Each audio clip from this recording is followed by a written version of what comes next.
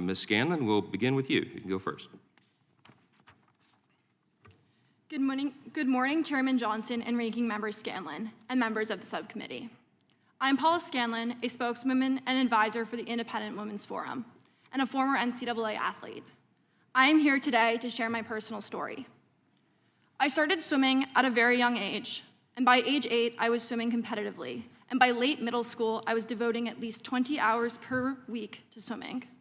I gave up countless Christmas holidays, weekends, and social events to work towards my goal of swimming Division I. A dream that came true when I began swimming for the University of Pennsylvania. While I am not an NCAA champion, I hold the New England Independent School League record in the 400-yard freestyle relay, a record that has stood since March of 2017. In September of 2021, Leah Thomas began participating as a member of the Penn women's team. Leah, formerly Will, had personal best times in every freestyle event that were faster than the women's world records. Once the season began, Thomas was leading the country in multiple events, while only placing in the top 500 in those events on the men's team. Thomas later became an NCAA champion in the 500-yard freestyle, the first NCAA champion in our women's team history program.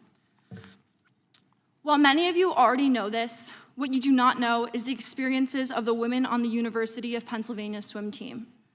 My teammates and I were forced to undress in the presence of Leah, a 6'4" tall biological male, fully intact with male genitalia, 18 times per week. Some girls opted to change in bathroom stalls, and others used the family bathroom to avoid this. When we tried to voice our concerns to the athletic department, we were told that Leah's swimming and being in our locker room was a non-negotiable, and we were offered psychological services to attempt to re-educate us to become comfortable with the idea of undressing in front of a male. To sum up the university's response, we, the women, were the problem, not the victims. We were expected to conform, to move over, and shut up. Our feelings didn't matter. The university was gaslighting and fear-mongering women to validate the feelings and identity of a male. As an attempt to voice my concern about the situation we were forced into, revealing the unjust and unfair treatment, I wrote an op-ed for the Daily Pennsylvanian, the student-run newspaper. I approached this from a scientific, statistical perspective where I used my engineering background to discuss how Y chromosomes cannot be changed by any surgical procedure or systemic therapy. This biological fact lends itself to athletic advantages that cannot be mitigated by lowering testosterone levels, which are readily apparent in sports competitions and locker rooms. The Daily Pennsylvanian published my article on the evening of February 10th, 2022. Only a few hours later, my piece was retracted. I was given no notice nor reasoning. Again, I was silenced for my dissenting viewpoint and felt my First Amendment rights were denied by my university. This is representative of a greater issue, the destruction of free speech. Today, any discussion maintaining the sanctity of women's spaces is labeled transphobic, bigoted, and hateful.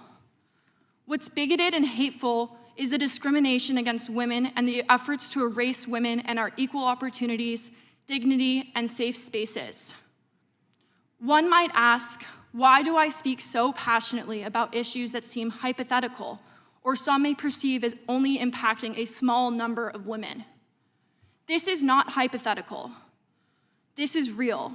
I know women who have lost roster spots and spots on the podium. I know of women with sexual trauma who are adversely impacted by having biological males in their locker room without their consent. I know this because I am one of these women. I was sexually assaulted on June 3rd of 2016. I was only 16 years old. I was able to forgive my attacker, but violence against women still exists. Let us not forget the viral Me Too movement that empowered female victims to speak up. It casts a spotlight on the widespread prevalence of sexual assault and abuse, including in scholarly and educational institutions.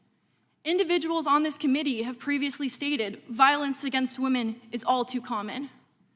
I am grateful for those members who have brought awareness to the violence against women in the past, but unfortunately, there's still much to be done, As a sexual assault survivor, many policies pushed today completely ignore my experiences and many women like me.